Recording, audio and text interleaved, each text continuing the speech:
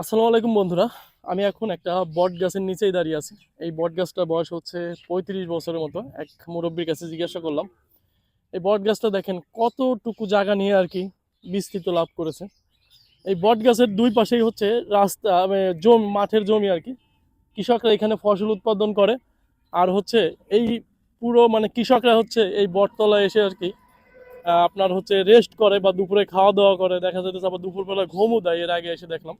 আর প্রকৃতির একটা খেলা দেখেন, এই গাছের এই যে ফলগুলা, এই ফলগুলা আবার পাখিতে এসে খাইতেছে।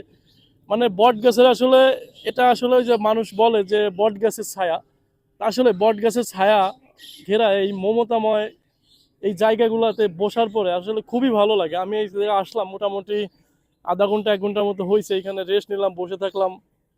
খুবই ভালো লাগতেছে। এইখানে একটা শীতল একটা আবহাওয়া, শীতল একটা পরিবেশ, মনে হইতেছে আমি এসির ভিতরেও আছি আর কি। এসির ভিতরে আমার মনে হয় এত শান্তি বা এত প্রশান্তি থাকে না, যতটা প্রশান্তি এই বট গাছের নিচে পাইতেছি।